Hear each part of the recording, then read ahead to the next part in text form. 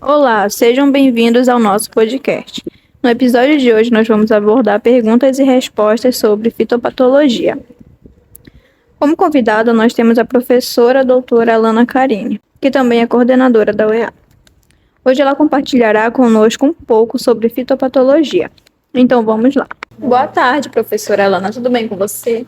Boa tarde, tudo bem? Muito bem. Como hoje vamos falar sobre fitopatologia, vamos iniciar com a primeira pergunta. Quais são os principais patógenos que afetam as plantas na nossa região? Bem, aqui no Amapá não foge muito de outras regiões do norte, e aqui nós temos fitopatógenos que acometem dependendo das condições climáticas, como temos condições climáticas com elevada umidade, precipitação, umidade relativa do ar. Então, nós temos alguns patógenos que são mais corriqueiros em diferentes culturas. Por exemplo, em hortaliças, e aí a gente tem o cometimento de patógenos desde plântulas, mudas, até o seu período vegetativo. Por exemplo, nós temos patógenos que acontecem lá na produção de mudas. A exemplo, a gente tem o dumping off, podemos ter Rhizoctonia, Fusarium. Então, são alguns patógenos que vão ocorrendo em plântulas dependendo das condições climáticas. Não tenho como te pontuar um patógeno e dizer, olha, esse vai acontecer em determinada cultura, porque vai depender muito. A exemplo, visitamos agora uma propriedade onde o agricultor estava com um plantio de maracujá. Então, o plantio de maracujá estava cometido lá tanto com fusariose, tanto com vírus, com insetos. Então, isso vai depender muito do trato cultural que é dado para cada cultura. Tá certo. A segunda pergunta é como identificar os sintomas de uma doença em uma planta. Como fitopatologista, a gente tem diversos critérios adotados para que a gente feche o que a gente chama de quadro sintomatológico.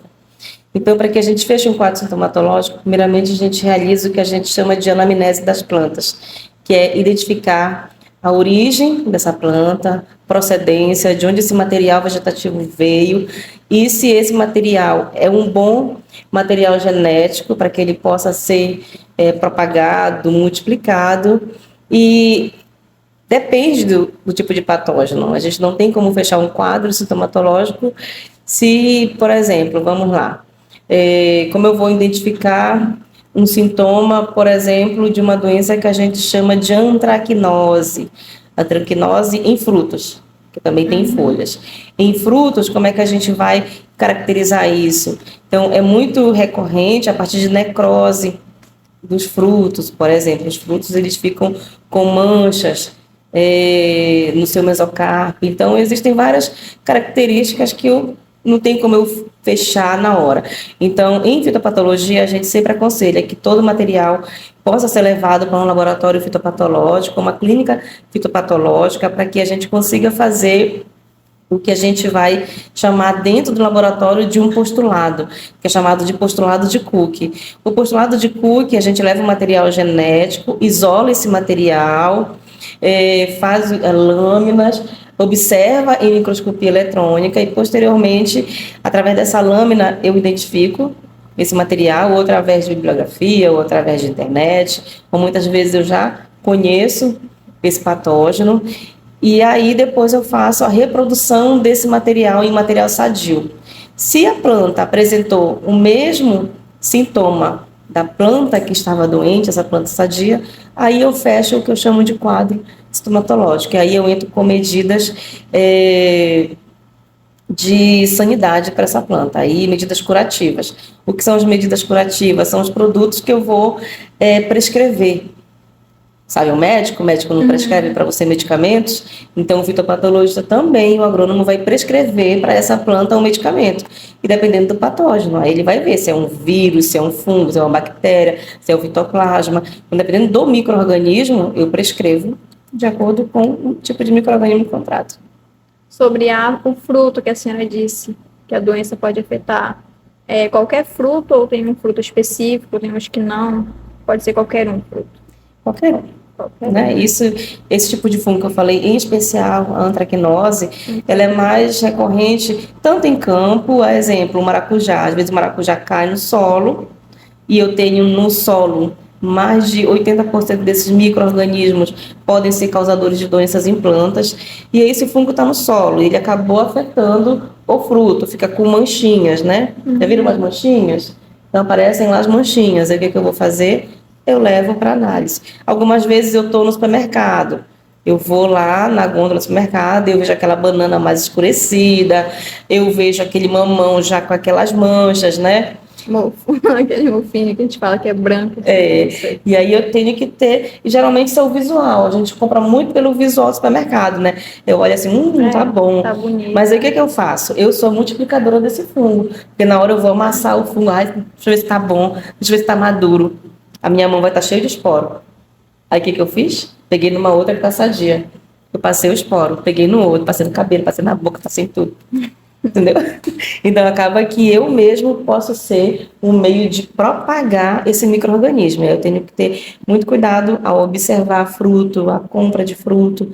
Não é que você vai morrer, que vai se alimentar de um fruto desse, né? Mas em especial a gente aconselha. Geralmente a gente não compra, né? Porque a gente tem medo. Mas quem nunca cortou um pedaço do mamão que não estava bom e comeu o resto?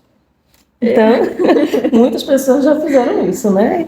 E, assim, pode dar lá na frente uma dor de barriga, pode dar lá na frente alguma desconforto estomacal, intestinal, né? Mas, assim, existem casos de micro-organismos que são causadores de doenças em plantas que também eles podem causar mal para a gente como humanos. A exemplo, a gente tem um que é aspergilo, que causa nos humanos o que a gente chama de aspergilose. Quando a gente inala esse fungo, ele vai causar doenças pulmonares. Mas existem outros que são altamente eficientes. Penicílio, que ele foi responsável em produzir a penicilina. Então a gente tem micro-organismos que são diversos, né? Tá, professora, e agora a última pergunta. Como as condições climáticas influenciam o desenvolvimento de doenças em cultivos agrícolas? Isso, como eu falei também logo na primeira pergunta, né, que acabou abordando um pouquinho essa tua segunda, os micro-organismos eles são diretamente afetados por condições climáticas. Os micro-organismos adoram ambientes úmidos, altamente encharcados, principalmente bactéria. As bactérias adoram, até porque para sua reprodução elas precisam de água, porque elas se locomovem através de flagelos. Alguns outros vermes do solo, por exemplo, o nematóide, que são vermes do solo, eles precisam também de água. E o microclima propício é esse ambiente de bastante umidade. Então, quando a gente tem bastante umidade, pouca diversidade de culturas, a gente tem um exemplo, monocultura. Monocultura é muito propícia ao ataque de pragas e doenças. Então, eu tenho que ter muito cuidado nas minhas plantações a questão do excesso de água, excesso de umidade, que isso causa um ambiente propício, que é o que a gente chama causadores de microclima. E aí, quando eu tenho todo o microclima, é como se eu estivesse fazendo uma microestufa, uma mini estufa para esse fungo. Então, eu consigo reproduzi-lo mais facilmente. E reprodução de micro-organismos, a maioria deles é feita dispersão através do vento, através da água, o nosso sapato, os animais, os insetos. Então, tudo é propício. Sim. Muito bem, professora. Muito obrigada pelas informações. Nada. Fique à vontade.